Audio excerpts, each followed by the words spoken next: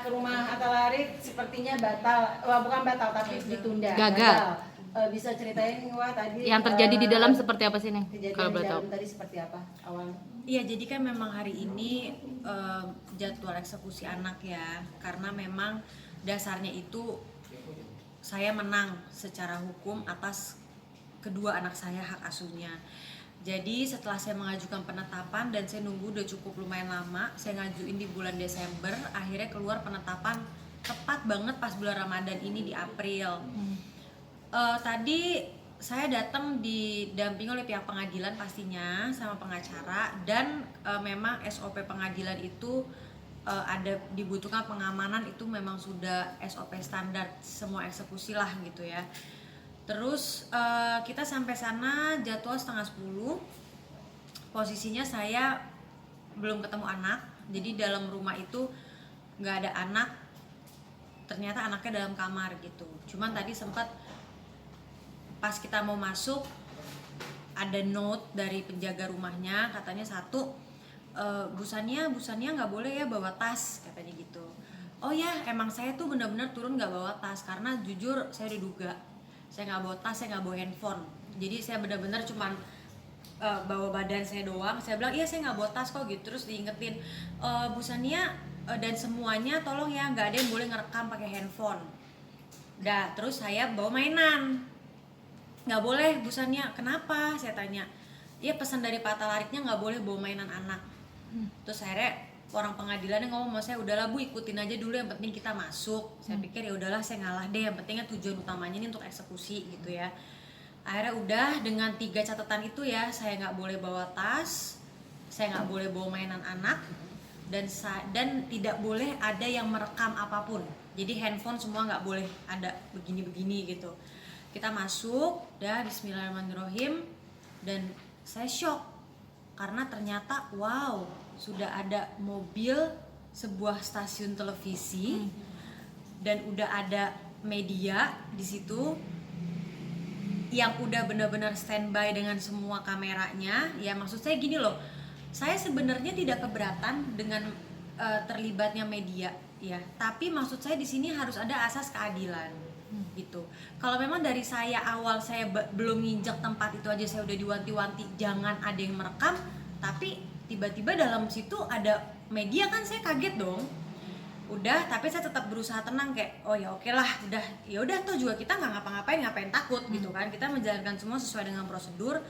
Begitu saya masuk, saya duduk, yang lebih bikin saya kaget lagi adalah di situ memang anggota keluarganya banyak ya, jadi ada bisa dibilang lebih dari 10 orang kumpul di rumah itu, dan rata-rata lebih dari 5 handphone atau kamera bisa saya pastikan itu merekam saya dan tim. Dari awal semua momen tuh direkam. Saya sempat ngomong, Pak maaf, kok ini pada ngerekam semua ya, sedangkan kami udah nggak ada nih yang mau ngerekam. Terus pihak tergugatnya ngomong, ini kan rumah kami, jawabannya gitu.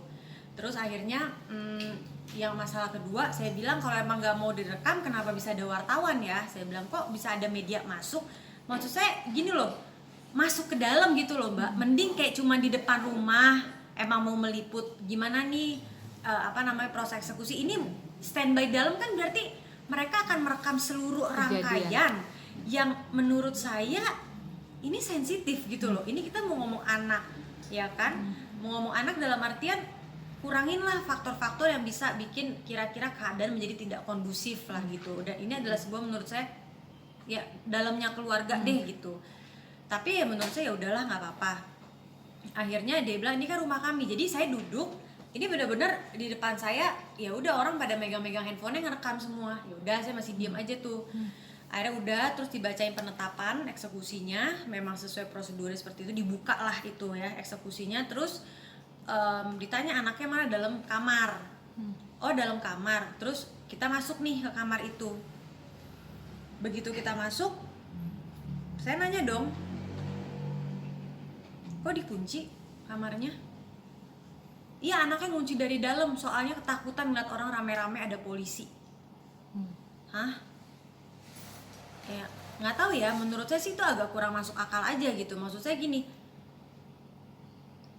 lazim nggak anak di bawah umur, anak saya 8 tahun dan baru mau 6 tahun itu dikunci di kamar yang nggak ada kunci serep untuk buka dari luar gitu. Sekarang menurut saya kalau ada apa-apa di dalam, siapa yang mau tanggung jawab? Kalau saya sebagai ibunya, menurut saya itu adalah sebuah kelalaian. Maksud saya itu udah sebuah kelalaian. Kenapa anak di bawah umur bisa didiemin untuk di dalam kamar dikunci yang kita nggak ada akses? Itu satu yang saya keberatan. Yang kedua, saya bilang, ini orang rumah tahu kan semua kalau saya hari ini mau datang untuk eksekusi. Kok malah disetting kayak begini gitu loh? Maksudnya dia bilang nggak setting, anaknya kabur sendiri. Ya pasti kan kalian bisa atur dong. Anak saya ini masih anak kecil. Anak kecil itu kan gimana lingkungan dibentuk gitu loh maksudnya. Jadi kalau misalnya emang udah tahu mau saya datang, ya gimana biar dibikin kondusif lah. Kalau misalnya anak dalam kamar dikunci dan serumah bilang kuncinya nggak ada, udah hilang, ya itu artinya apa nggak sama juga mempersulit proses. Makanya itu yang bikin alot gitu. Jujur di bayangan saya eksekusi itu nggak lebih dari sejam loh. Saya menyiapkan mental adalah ini sejam selesai. Di bayangan saya nggak nyangka itu sampai sealot itu, sampai 2:30 sore itu eksekusi berlangsung. Saya bener-bener di luar ini saya banget deh. Terus udah gitu akhirnya saya coba rayu-rayu anak saya nggak mau keluar. Katanya, Umi mau ngapain? Umi mau nyulik aku ya, kata Sabira. Hah? Kok nyulik ya? Maksud saya kok bisa ada bahasa nyulik gitu? Itu tuh gimana sih kalau anak kecil nggak diomongin? Ya saya nggak mau fitnah orang, cuman mungkin nggak sih anak kecil tuh ibunya datang terus refleksnya berpikir mau nyulik? Itu tuh pemikiran yang menurut saya nggak masuk akal deh kalau itu datang dari anak itu sendiri gitu loh. Saya bilang enggak, Umi mau ini kok, Umi cuma mau main doang gitu. Enggak, Umi jangan bohong katanya, aku nggak mau keluar karena Umi mau bawa aku kan, Umi mau culik aku kan. Sekarang saya bisa apa gitu? Saya di sini memang sadar kalau kondisi saya adalah saya udah nggak ketemu anak saya lebih dari setahun. Itu yang pertama. Terus saya nggak bisa kontrol apa aja yang apa ya istilahnya ditanamkan lah di anak saya gitu. Dan maksud saya adalah saya nih ibunya dan saya merasa saya nggak pernah berbuat sesuatu kesalahan yang bisa bikin sampai anak saya benci sama saya, tapi kenapa anak saya bisa reaksinya begitu ke saya gitu. Dan itu pastinya ya membuat hati saya hancur lah gitu. Saya tuh tadi sampai di depan pintu itu kan posisinya pintu kekunci. Saya ngetok-ngetok terus, Rif, Bira ini Umi kangen, Umi mau ketemu. Mereka responnya kayak nggak mau gitu. Sampai itu ada momen saya udah lemes ya, saya lemes banget gitu loh. Maksudnya ya Allah nih saya mesti gimana gitu. Anak saya nggak mau keluar sampai saya duduk di depan pintu. Saya cuma ngetok-ngetok gendong, udah lemes aja deh. Ya Allah ya udah, sambil saya zikir deh, saya berharap ada keajaiban Allah gitu. Akhirnya tiba-tiba saya dapat kabar anak saya kayak mulai ngintip-ngintip di jendela luar gitu kan.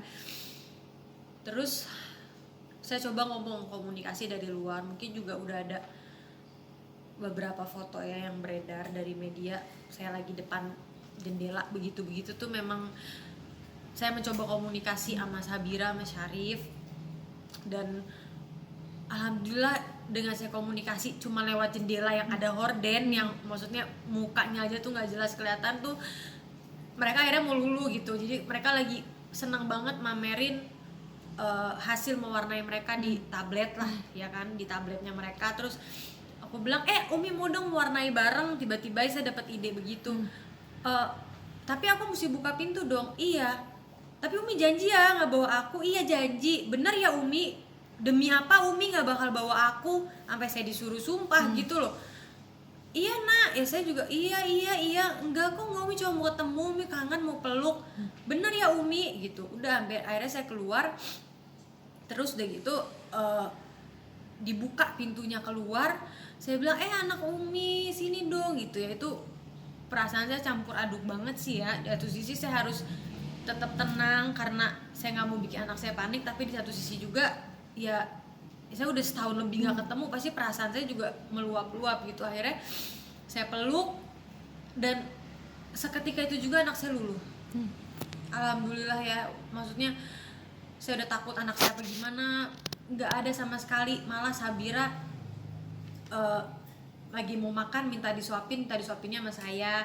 Terus Sarif juga langsung ngegelendot, jadi nih Sabira nih Sarif gitu langsung ngegelendot, nunjukin warnainnya gitu kan. Terus udah gitu kurang lebih tuh berlangsung 10-15 menit sampai lawyer dari tergugat ya Pak Junaidi tuh, saya nggak tahu dia kayak dari telepon mungkin dari tergugat ngomong katanya udah anak-anak suruh bawa aja gitu. Nah Pak Junaidi ngomong nadanya kencang dan keras, itu anak-anak langsung berdiri langsung lari ke kamar lagi gitu loh, saking ketakutannya kayak oh Umi jangan bawa aku, langsung lari ke kamar lagi sambil nangis. Padahal saya udah hampir 2 jam itu saya rayu sampai mereka mau keluar kamar, mereka mau saya suapin, udah nempel lagi sampai saya sempat nanya, Bira kangen gak sama Umi? Kangen dong. Bira sayang gak sama Umi? Terus Sarif yang nyaut, sayang lah kan Umi yang ngelahirin aku gitu loh. Jadi saya udah ini mau anget gitu loh situasinya. Pak Junaidi lah di belakang teriak kayak begitu ngomong. Saya nggak bilang teriak ya, intinya adalah ngomong dengan intonasi yang kencang yang cukup membuat anak saya takut dan panik. Sampai anak saya masuk ke kamar, akhirnya di situ saya udah buntu banget karena ibaratnya gini loh, baru dapat kepercayaan tiba-tiba udah ini lagi ya kan. Terus sampai itu alotnya lah sampai jam 2 nggak mau buka pintu juga, sampai akhirnya mereka mau buka pintu karena saya bilang saya cuma mau peluk doang sebelum saya pulang.